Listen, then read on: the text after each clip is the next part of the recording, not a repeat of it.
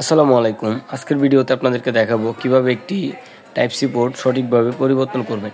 একটি type C port পরিবর্তন করার অনেকগুলো নিয়মকানুন রয়েছে। সেই নিয়মকানুনগুলো মেনে আপনারা যদি টাইপ সি পোর্টটি পরিবর্তন করেন, তাহলে সেই টাইপ সি পোর্ট দিয়ে যদি আপনারা মোবাইলটি চার্জ দেন, তাহলে মোবাইলটি খুব ফাস্ট চার্জ হবে।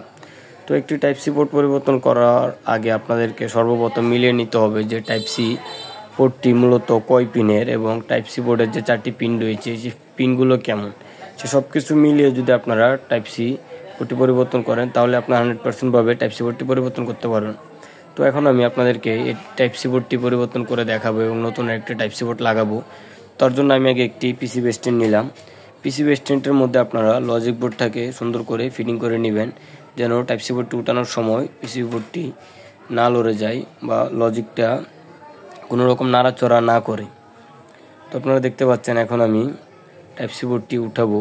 টাইপ সি বোর্ডটি উঠানোর আগে যে মাইক্রোফোনের যে লাইনটা দেখতে পাচ্ছেন, মাইক্রোফোনের যে ছিদ্রটা, সেই ছিদ্রটা আপনারা ভালোভাবে ডেকে নেবেন।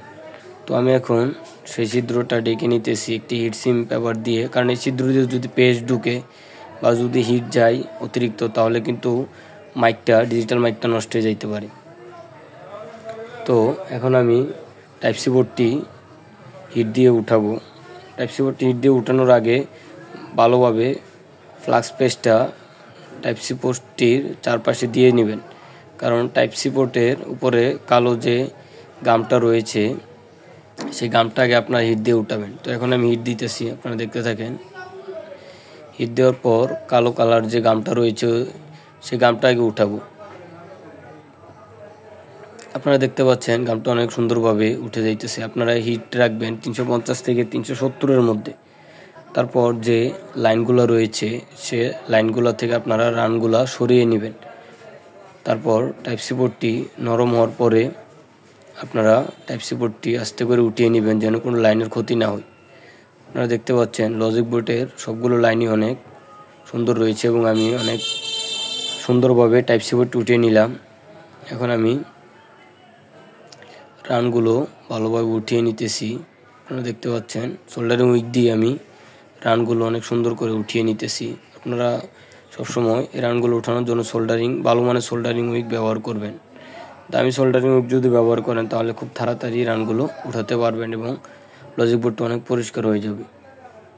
তো দেখতে পাচ্ছেন আমি লজিক বোর্ডটা অনেক পরিষ্কার করে ফেললাম। এখন আমি একটি টাইপ সি পোর্ট নিব, একটি টাইপ সি পোর্ট নিব।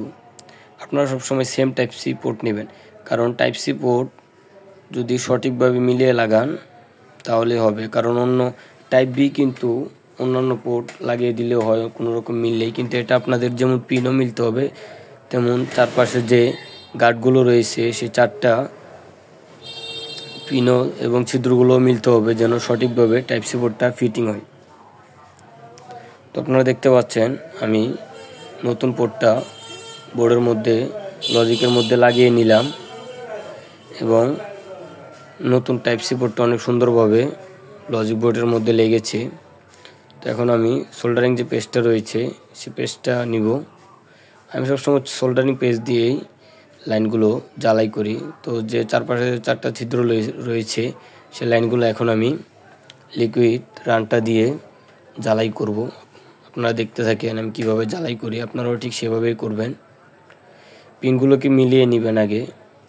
টাইপ সি বোর্ডের যে পিন রয়েছে সে প্রত্যেকটা পিন লজিক বোর্ডের পিনের সাথে লাইনগুলোর সাথে মিলিয়ে নেবেন।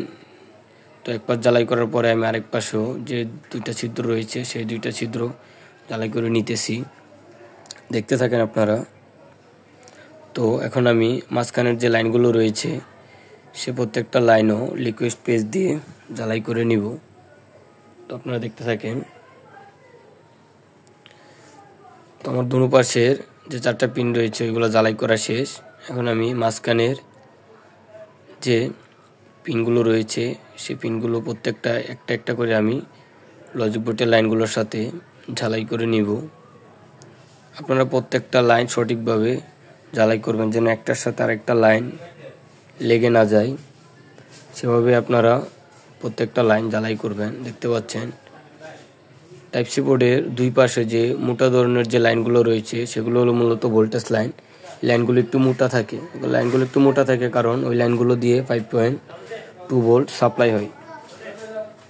আপনারা দেখতে পাচ্ছেন যে লাইনগুলো রয়েছে, লাইনগুলো যদি একটা সাথে লেগে যায় তাহলে আপনারা সোল্ডারিং উইক দিয়ে লাইনগুলো পরিষ্কার করে নেবেন। তো এখন আমি সোল্ডারিং উইক দিয়ে আমার 2টা লাইন একসাথে লেগে গিয়েছিল, ওই লাইনগুলো পরিষ্কার করে নিতেছি। সোল্ডারিং উইক দিয়ে রানগুলোকে আপনারা ছুটিয়ে নিতে পারবেন অনেক সুন্দরভাবে। তো দেখতে পাচ্ছেন আমি সবগুলো লাইন ছুটিয়ে নিলাম এবং লাইনগুলো অনেক সুন্দরভাবে জ্বালাই হয়েছে। তো আপনারা এভাবেই জ্বালাই করবেন। তো আমার চার্জিং পোর্ট লাগানো অলরেডি শেষ।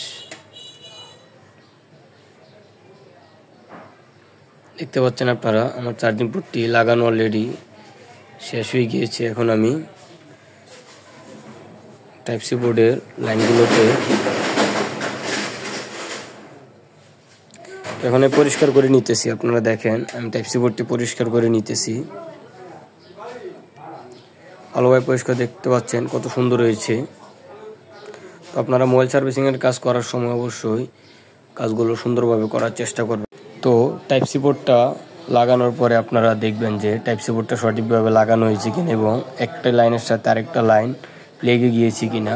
যদি একটি লাইনের সাথে আরেকটা লাইন লেগে যায় তাহলে কিন্তু হবে না। দেখতে পাচ্ছেন এখানে আমার দুই পাশে যে 2টা লাইন দেখা যাচ্ছে যে লেগে গিয়েছে, আসলে কিন্তু এগুলো লেগে যায়নি। এগুলো হচ্ছে ভোল্টেজ লাইন। এগুলো মূলত 2টা লাইন একসাথে লেগে থাকে, কারণ এগুলো দিয়ে 5.2 ভোল্ট যায়।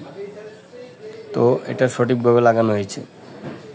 তো আমার চ্যানেলের ভিডিওগুলো যদি আপনাদের ভালো লাগে তাহলে আমার চ্যানেলের ভিডিওগুলো আপনারা দেখবেন, কারণ আমার চ্যানেলের ভিডিওগুলো দেখলে আপনারা মোবাইল সার্ভিসিংয়ের কাজ শিখতে পারবেন। মোবাইল সার্ভিসিংয়ের কাজ শেখার জন্য আমার চ্যানেলের ভিডিওগুলো আপনারা প্রথম থেকেই দেখবেন এবং আমার চ্যানেলের পাশে থাকবেন, কারণ আমি সবসময় মোবাইল সার্ভিসিংয়ের কাজ দিয়ে থাকি আমার চ্যানেলের মধ্যে। এখন আমি দিয়েছি টাইপ সি পোর্ট লাগানোর ভিডিও এবং আগামীতে আরও অনেক মোবাইল সার্ভিসিংয়ের কাজ দিব।